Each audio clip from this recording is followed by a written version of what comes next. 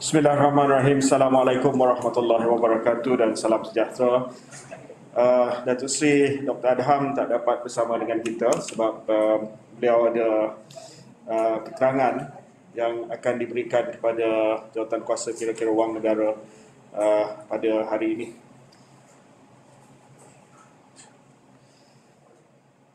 Sehingga 1 hari bulan Ogos, daripada jumlah 20.9 juta yang berdaftar di dalam PIK, pendaftaran bagi fasa 2 yang direkodkan adalah seramai 6.2 juta, fasa 3 14.7 juta, dan jumlah warga emas yang berdaftar di seluruh negara telah mencecah 9.3%.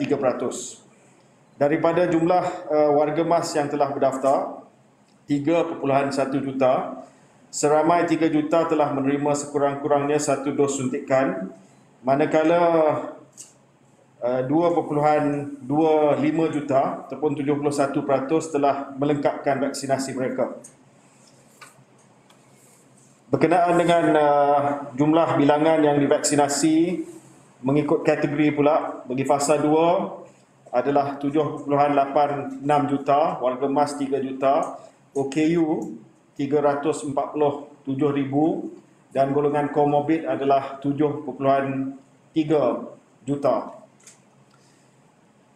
Dengan kadar vaksinasi harian yang konsisten mencecah 500,000 sepanjang minggu lepas, kadar vaksinasi negara terus meningkat dan sehingga hujung minggu lepas, kita telah menyuntik lebih 20 juta dos vaksin kepada populasi Malaysia. Kadar vaksinasi harian tertinggi setakat ini adalah pada 29 Julai, iaitu sebanyak 556,404 suntikan pada hari tersebut. Purata pemberian suntikan vaksin sepanjang 7 hari lepas juga terus meningkat ke 533,832 berbanding minggu sebelumnya, iaitu 423,265, iaitu peningkatan sebanyak 26%. Rumusan vaksinasi dalam PIK untuk bulan Julai sebanyak 12,449,975 suntikan dos telah diberikan di seluruh Malaysia. Purata pemberian suntikan vaksin sepanjang bulan Julai adalah purata pemberian suntikan vaksin harian sepanjang Julai adalah 398,843, iaitu meningkat sebanyak 136% daripada purata pemberian dos pada bulan Jun. Mengikut Reuters, among countries with more than 1 million people, Malaysia is currently vaccinating faster than any other, administering a daily average of 1,446 doses per 100,000 people in the past 7 days. Jadi saya ingin mengucapkan tahniah, syabas dan terima kasih kepada semua yang terlibat dalam PIK kerana telah meletakkan Malaysia di kedudukan tertinggi di dalam dunia dari segi kadar vaksinasi harian. Sehingga 1 hari bulan Ogos, negara kita telah terima sebanyak 28,154,280 dos vaksin. Penghantaran bekalan vaksin seterusnya yang dijadualkan tiba adalah seperti berikut. Bagi Pfizer, yang telah pun kita terima adalah sebanyak 11,341,980 yang telah pun kita terima. Penghantaran bekalan Pfizer untuk seterusnya adalah sebanyak 1,800,630 dos akan dihantar pada minggu pertama Ogos, iaitu antara 2 hingga 8 hari bulan Ogos. Bagi AstraZeneca, kita telah terima 2,412,300 telah diterima dan kita akan terima sumbangan daripada Kerajaan United Kingdom pada minggu ini.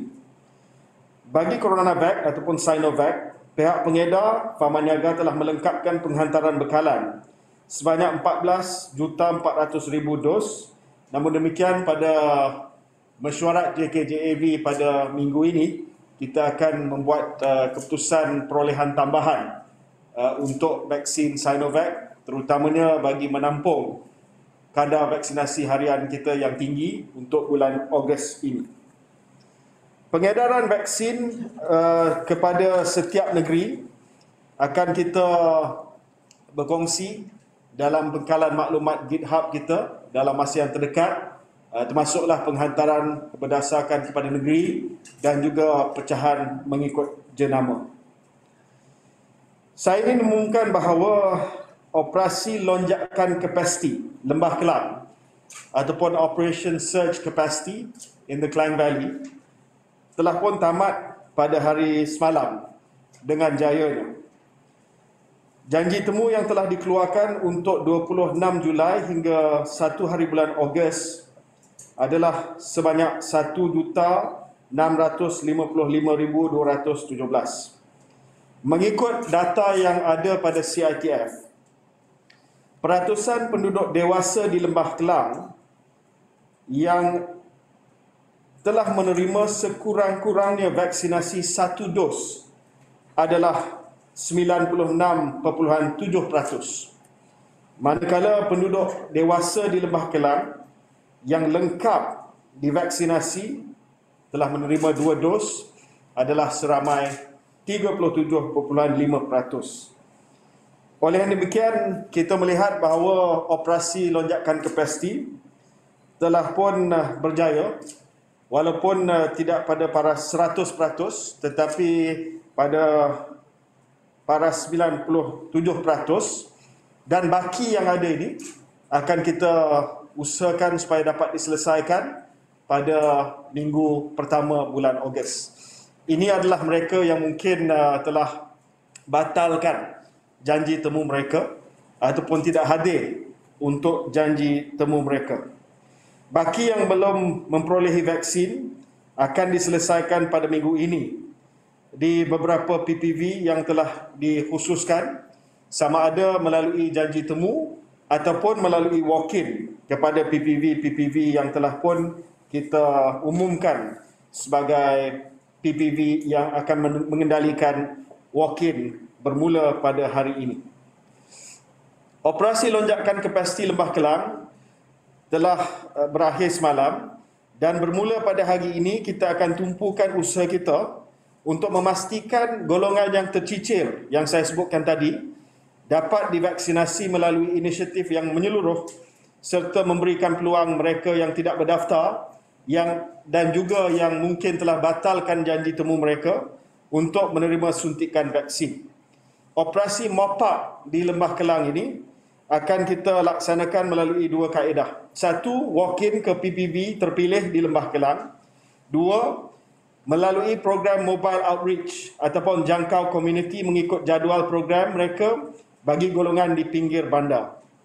Selain mengutamakan golongan berusia dan individu komorbid, kita juga telah membuat pengasingan bagi PPV untuk warga negara Malaysia dan juga bukan warga negara bagi memudahkan kawalan terhadap orang ramai.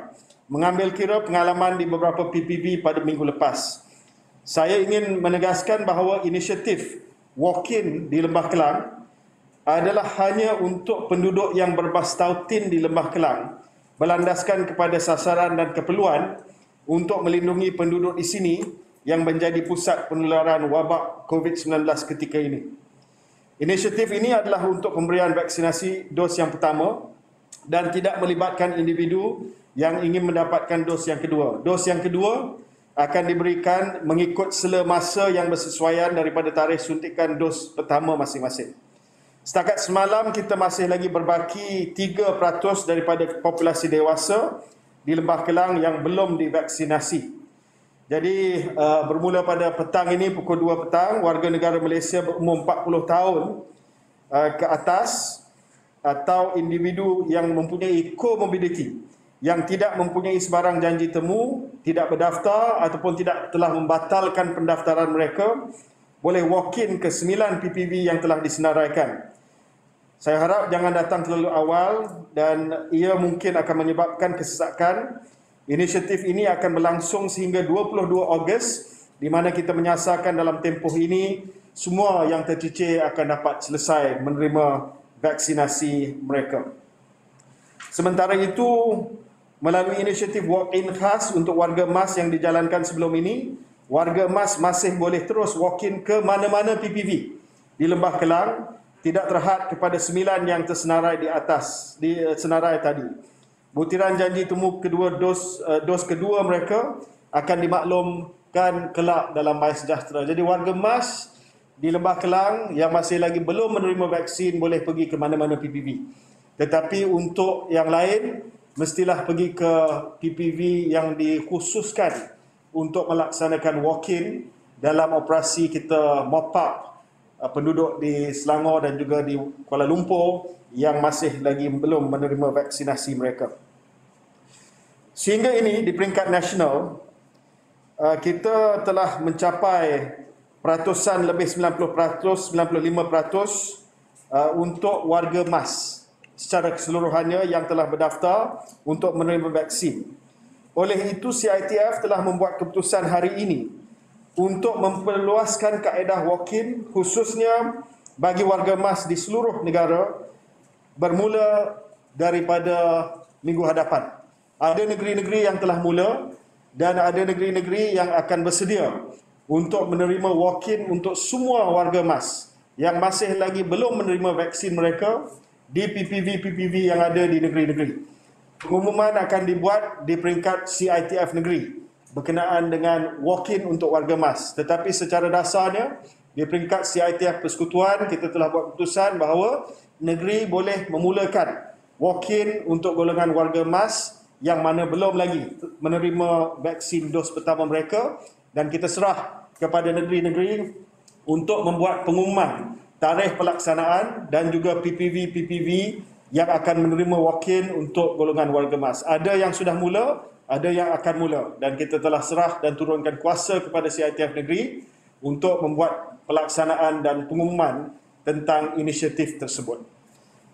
Itu saja daripada saya. Saya jemput pihak media untuk tanya sebarang soalan. Assalamualaikum. Soalan saya ada dua. Pertama, 4 negeri iaitu Sabah, Kelantan, Pahang dan Terengganu mencatat kadar pendaftaran vaksinasi terendah. Adakah KOP serajakan kapasiti akan dilaksanakan di negeri terbabit? Yang kedua, adakah kerajaan telah menetapkan harga ceiling vaksin bagi pihak swasta? Okey, terima kasih. Kalau boleh hadkan soalan kepada dua saja sebab nak bagi peluang kepada yang lain untuk tanya dan nak ingat susah. Okey, yang pertama, untuk bulan Ogos ini kita akan melaksanakan pengedaran vaksin berdasarkan kepada negeri-negeri, berdasarkan kepada dua kriteria. Yang pertama adalah berdasarkan kepada kriteria kawalan wabak. Kita akan hantar vaksin kepada negeri-negeri yang mengalami peningkatan kes positif COVID-19.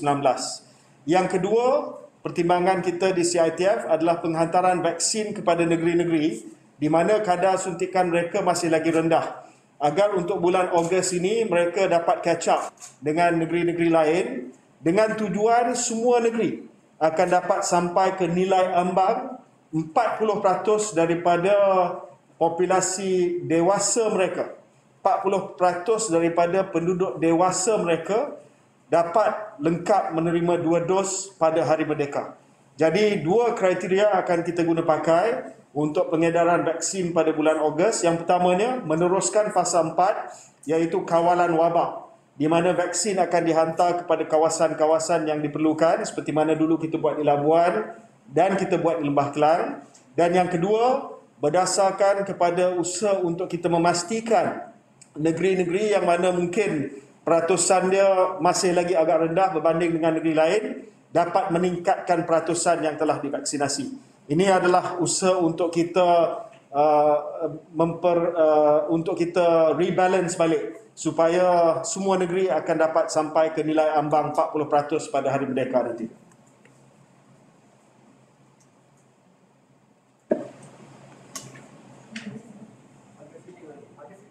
Oh, harga siling, ya. Harga siling kita akan bincang pada mesyuarat JKJAV pada hari Jumaat ini.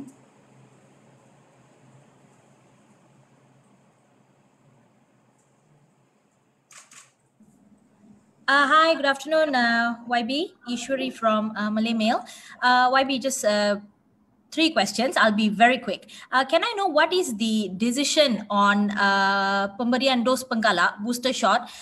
Especially now there's a study coming out of China saying that a third shot or a booster shot... No decision yet. Sorry, I'm going to answer after you ask each question so that I can remember. No decision yet. JKJAV will be... the technical working group will be presenting to JKJAV on Friday. Then we will decide what to do about the booster shot. Okay, YB, what about the mix and match vaccine? Heterologous vaccinations will have to wait for the technical working group's recommendation at the JKJAV meetings. Guys, you know JKJAV meets every fortnight. Policy decisions are announced after JKJAV meetings, yeah? Okay. Okay, YB. Also, has the Ministry of Health finalized guidelines, clinical guidelines for administering Pfizer vaccines for teenagers with chronic health issues and, comorbids and risks of getting COVID-19?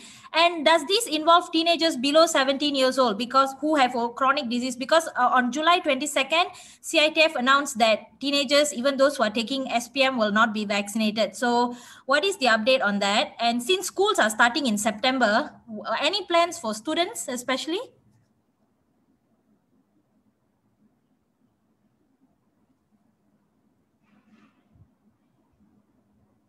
Hi, YB.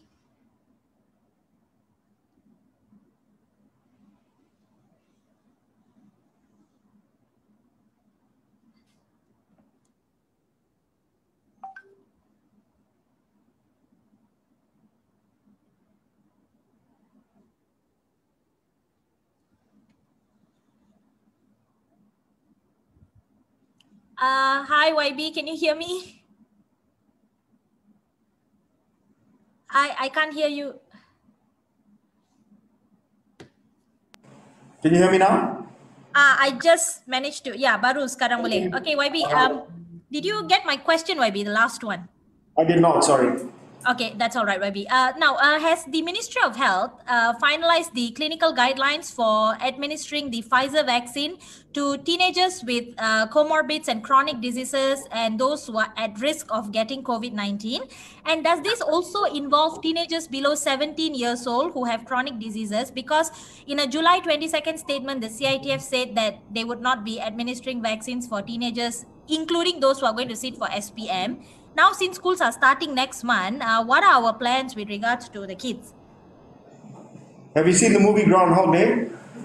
Sorry, sorry, no, don't worry about it. So we are, this is again a matter of policy, and we are going to wait for the JKJAV meeting on Friday to discuss the clinical guidelines for Malaysians under the age of 18 years old.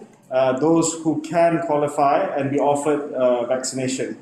So we're still waiting for the guidelines to be presented to JKJAV on Friday. And once the guidelines are in place, then we will be able to offer vaccinations to Malaysians under the age of 18 who qualify and who qualify for the vaccination. Yeah. Thanks a lot, YB. Thank you. YB, Alifa from Code Blue. 2 questions, YB. In light of the CDC's new finding on Delta that found vaccinated people can transmit the virus as easily as unvaccinated people, will you focus your messaging now on personal protection through vaccination rather than reducing infections through herd immunity?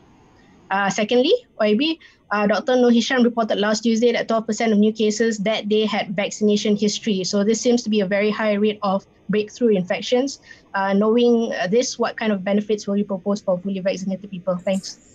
Yeah, thank you very much for the question. We are aware of the CDC's finding and also the news that's coming out of Singapore regarding the transmission of the virus, even in those who are vaccinated. We will be looking at this data carefully, As far as the benefits, or rather the kemudahan, privileges that we will be giving fully vaccinated people, that will be announced by the Prime Minister very shortly. We've considered some of these developments from other parts of the world in order to prepare for the benefits of those who have been fully vaccinated, to ensure that we do not open up too quickly. At the same time, I think we have to accept that with the rise of the Delta variant, that COVID-19 will become more endemic, or rather it's out there in the community. So because of that, I think it's a combination of vaccination as well as other public health measures. It's very, very important that even though we are fully vaccinated, that we continue to practice non-pharmaceutical interventions like mask wearing, good ventilation, physical or social distancing, as well as personal hygiene. Because we know that the variant is highly transmissible, and we have to ensure that even if you are vaccinated, you continue to practice very, very stringent SOPs. We also know that vaccination continues to be important, even with the Delta variant.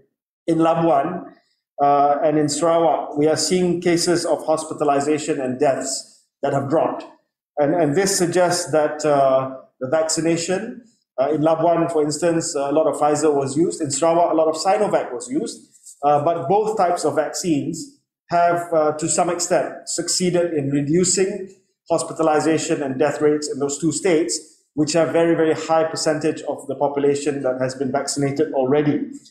We hope to see this in the next few weeks in Selangor and KL as well, as more and more people receive their full second dose and are considered fully vaccinated, which is 2 weeks after your second dose.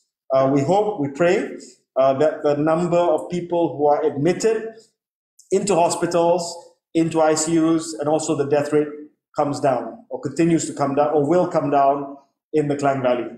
So I think with these breakthrough infections that are happening due to the Delta variant, one, it is very, very important that we get ourselves fully vaccinated. It will still protect us from the worst outcomes of COVID-19. But secondly, that we cannot and must not drop our guard as far as SOPs are concerned. Many countries which have vaccinated quickly have reverted back to mask mandates. So they at one point, they had allowed for people to take off their masks, but now they have asked for the face mask to come back, especially in indoor settings. And I think that will be the case for Malaysia for quite some time. As far as what the DG mentioned, I would also like to add that the DG mentioned that the majority of cases of vaccinated patients or people with vaccine history show no symptoms or only mild symptoms. And that's also the case in, for instance, in Singapore, where we're seeing the rise of the Delta variant and an increase in the infection numbers. But the news reports coming out of Singapore have said that for those who are fully vaccinated, they do not fall into the later categories of COVID-19, category 4, category 5.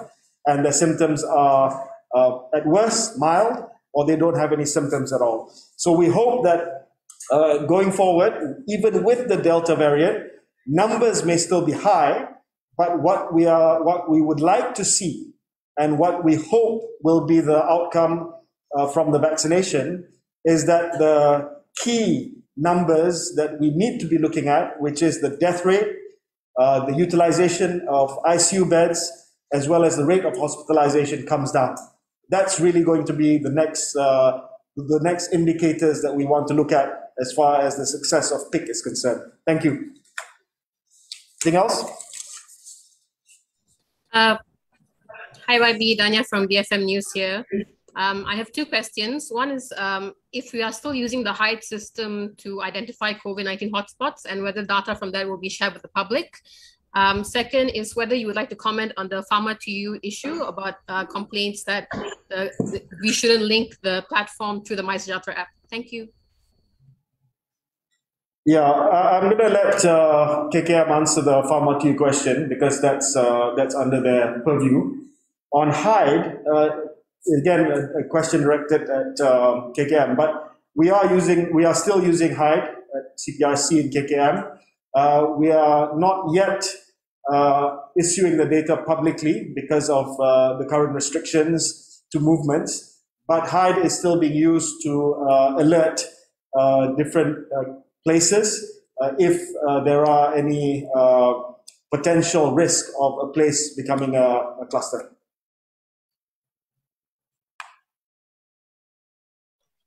Okay, I got two more. Assalamualaikum. Luqman.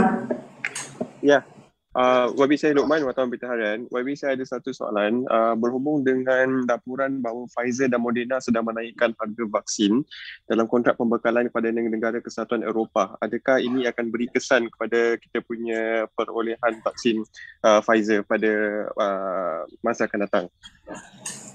Saya telah mula rundingan dengan Pfizer untuk pembelian vaksin Pfizer bagi tahun 2022. Rundingan ini baru saja telah bermula dan kita belum lagi muktamadkan perolehan yang dikehendaki oleh Malaysia, termasuklah harga jualan yang akan ditawarkan oleh Pfizer.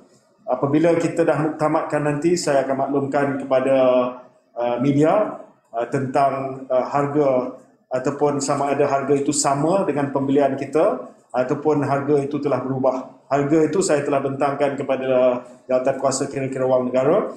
But what I can do is once the negotiations are over, I can inform whether or not the price has changed from the price that we bought this year. Last one, Straits Times Singapore. Hi, Rabi. Can you hear me? Yes, I can. Okay, just two questions, two short ones. First of all, I think you mentioned Labuan and Sarawak already. I'm just wondering, because I was hoping MOH Minister will be here as well, but do you have data about, because every day the DG has been releasing data about the amount of vaccinated people are part of the daily cases. What I'm curious about is, have you seen any reduction in the proportion of Cat 4 and Cat 5 patients because of the vaccination rates? Has that dropped the proportion of daily cases? And now we are seeing about 1 to 2% of new daily patients in Cat 4 and Cat 5. Was that higher at the point in April or May because of when the VOC variants first started coming in? So are we seeing positive trends in that particular sense? And secondly, I think you mentioned before that you predicted that the cases will start to see a decline in August. So can you say that we are about at the peak, or are we passing the peak of the current wave that we're having right now? Thanks. Yeah, on the second question, whether or not we are at the peak, I think we are getting to the peak. And then hopefully, as far as the Klang Valley is concerned, we are getting to the peak, maybe another week or so. And then hopefully there's the inflection point there. On the first question, for instance, when we look at jumlah kes harian, we have been updating this through KKM, where, for instance, on the 1st of August, out of the Cat 5 patients, there were 106. 96 were not vaccinated at all, whereas 10 had a history of vaccination. For Cat 4, 65 people, 47, no vaccination at all, 18 had a history of vaccination. And the trend is the same for Cat 3, 2, and 1. So while we are starting to see some vaccination, some cases where people who have a vaccination history are falling into Cat 4 and 5, but the percentage of that against those who have not received any vaccinations is much, much less. We will try to get more granular data on what we categorize as people who have a history of vaccination. Are those people who are partially vaccinated, fully vaccinated, or otherwise? And I think that will give us a better, more granular data on how to interpret the effectiveness of the vaccination program, especially against the Delta variant. There are no other questions. Thank you very much. Terima kasih kepada semua.